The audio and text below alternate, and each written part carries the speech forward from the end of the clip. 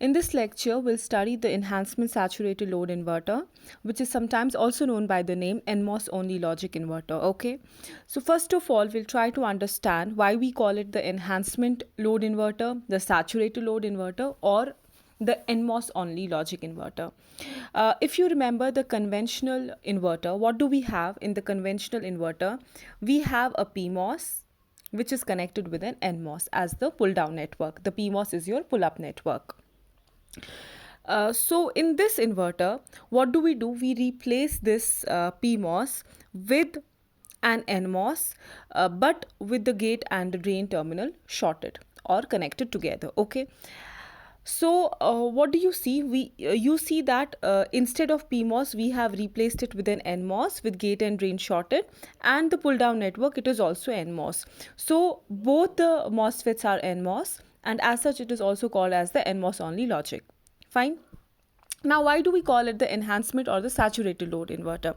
Because the gate and the drain, they are shorted. The MOSFET, the NMOS, which is your load, it is always in saturation region. That means a channel is always present in its a channel is always present there, and as such we say that it is in enhancement mode. That is, we don't need to create the channel, it is already present there. And because the MOSFET is in saturation region of operation, we call it the saturated load inverter as well. Okay, so that was something to do with the terminology. Now what did I say? I said that you have the PMOS network, the pull-up network, replaced by an NMOS which is in saturation region, and it is called as the saturated load. And in your pull-down network, you have an NMOS which is called as the driver. Okay, so both the driver and the load, they are NMOS in nature.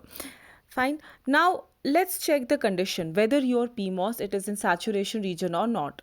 What is the basic condition for an NMOS to be in saturation region? For an NMOS to be in saturation region, your VDS, it should be greater than VGS minus VTH. So now we will check whether this condition, it is always true or not, whether this NMOS, it will always be in saturation or not. So what do? First, let's see what your VGS, it is equal to. Where is your gate is here. Where is the source is here, and this is your drain terminal. Okay, what is the value at gate is connected to drain, which is equal to VDD. And what is the value at source? It is equal to V out. So can I say that VGS is equal to VG minus VS? G is your VDD and S is your V out. So can I say that VGS, it is equal to VDD minus V out here? Okay, but because the drain and the gate terminal are shorted, I can say that my VGS, it is equal to VDS. Okay, so in other words, saying that VGS is equal to VDD minus V out is same as saying that VDS, it is equal to VDD minus V out. Why? Because the gate and the drain terminal, they have been shorted. Whatever is the value at gate, it is the value at the drain, which is equal to VDD. Okay, so this is simple mathematical analysis that you can look into. There's nothing complicated about it. Now coming to the condition. Okay, what is the condition that we need to see, that we need to check for the NMOS to be in saturation? This condition over here, VDS, it should be greater than VGS minus VTH. Okay, when you substitute these values, you will get an equation. You'll get a condition that VDD, in this case, it is greater than VDD minus VTH, which is true, which will always be true. Because for example, if your VDD, it is equal to 5 volt, it will be greater than 5 minus, say, your VTH, it is equal to 1. So 5 will be greater than 4, and it will always be true. So the MOSFET, it will always be in saturation region. Okay, so that is why the name saturated load inverter. So pull up network, it is always in saturation mode. Fine. Now because this MOSFET, it is in saturation region, the current that will flow through it, it will be saturation current. Okay, which is given by this equation, beta by 2 VGS minus VTH ka whole square, where beta, it is equal to mu n Cox W by L, as you know from the previous lectures. Okay, But what about this NMOS, the driver network? You can say that PMOS, it is always in saturation region. Fine, a saturation current will flow through it. That is also fine. But what about the driver NMOS? This driver NMOS, it will be in cutoff region. It can be in linear region of operation. It can be in the saturation region of operation. It will depend upon the value of Vin. If your Vin, it crosses the threshold voltage, then your NMOS, it will be on. But if it is less than the threshold voltage, in that case it will be off. Okay, so now take this first case into consideration, wherein I am saying that, let's say this is my first case, I'm saying that my Vin, it is equal to 0 volt. Okay, so your NMOS, it is in cutoff region, and the current that flows through it, it is equal to 0. Why? Because when the input is less than the threshold voltage, the NMOS, it will be in cutoff region, and the current that will flow through it will be equal to 0. Okay, but these two MOSFETs here, they are connected in series. So the current that will flow through this NMOS, the load NMOS, it will also, can I say that it is equal to the current that flows in the driver network? Definitely, because they are connected in series, the same current will flow through it. So for one, it will be saturation load current, and for this, it will be equal to, I will be equal to 0. So I can equate the two. Fine, here I have equated the two. And I say that VGS, it is equal to VDD minus Vout, because the source, it is connected to the output terminal. Fine. So making these substitutions and doing the simple analysis, I'll conclude with this equation. Okay, so what do I get? I get that my Vout, it is equal to VDD minus VTHN for the load. This is for the load. Okay, the threshold voltage for the load. This was for the case when I assume that my input voltage, it is equal to 0. Because the input voltage, it is equal to 0, what will be my output? My output will be high. So can I say that Vout will be high, or the high output voltage that I can get when my input is 0, it will be equal to VDD minus the threshold voltage for the load. Okay, now this result is important. Why it is important, I'll tell you.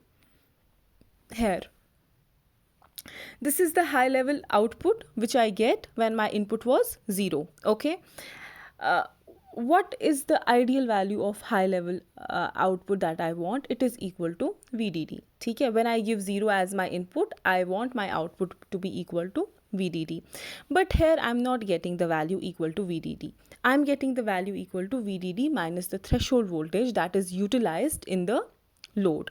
So you can say that this threshold voltage, it will be less, and as such it won't affect the output much.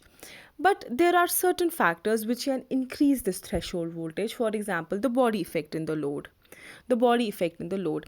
If the body effect is present in the load, then this threshold voltage, it will increase, and VOH will decrease further. So this is not a desirable effect. This is not something that we wanted. So this is the drawback of this inverter. That is, the output voltage, it is dependent on the threshold voltage of the load. And if that threshold voltage, it increases due to effects like body effect, then this output, it will come further down, which is not desirable. Fine. So the maximum voltage, voltage that we can get from this inverter, it is equal to VDD minus the threshold voltage for the load. So this capacitor over here, the capacitor that has been connected here, the maximum it can charge is up to what value of output? It is VDD minus the threshold voltage for the load. So the swing for the output here in this configuration, it is low, and it is dependent on the threshold voltage of the load, which is not desirable. Now this was for the case when your input was low. Now let's look at these graphs. This is the load current. Load current is in the load or the pull-up network. Because the network, it is in saturation region, it will follow a square law, okay, with VGS or VDS, which are both the same, because the gate and the drain, they have been shorted. And this is the characteristic curve for the NMOS, which is your driver network. Okay, now if you want to obtain the transfer characteristics, we will superimpose the two graphs, and we will find the load line is superimposed on the load line here, it is superimposed on this graph, okay, and these are the points of intersection. Fine. As the input voltage goes on increasing, the output, it goes on decreasing. And what is the maximum output that we get from this inverter? It is VDD minus the threshold voltage for the load. Ideally, what did we want? We wanted it to be VDD, but we are not getting it equal to VDD. We are getting it equal to VDD minus the threshold voltage for the load. And it can further decrease if the threshold voltage for the load increases due to effects like body effect. Okay. Now, this is repetition. Please cancel it in your notes as well. Now let's come to this is your second case. Okay. Now इससे पहले जो हमने देखा था, it was for when my input was low, Vin was equal to 0. Now let's say that my input, it goes to a high logic level. That means it starts increasing. What will happen then? Okay. Now let's come to the load side. VGS, it is equal to VG minus VS, which is equal to VDD minus V out, that you know. So when will you get the minimum value of VGS? When the output value will be maximum. Fine. When V out increases, VGS decreases. Okay. Keep this in mind. Okay.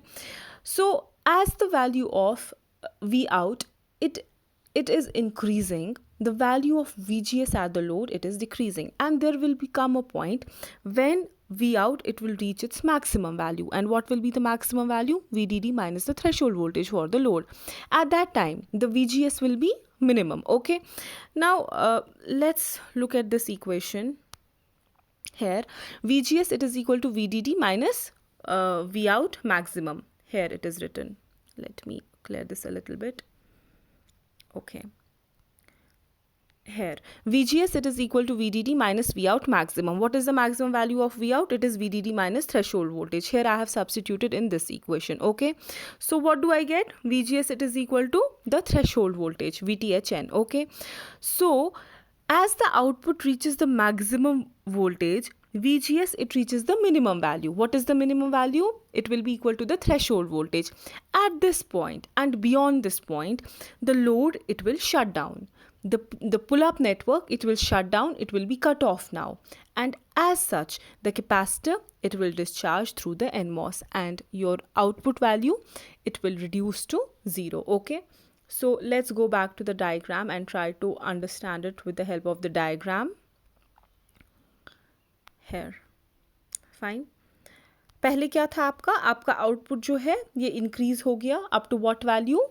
Up to the value V out minus the threshold voltage. After that, what happens?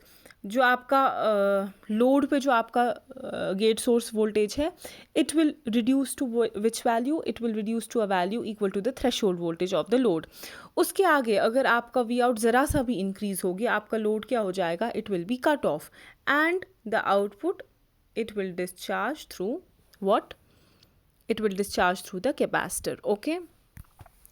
So that is how a saturated load inverter, it will work.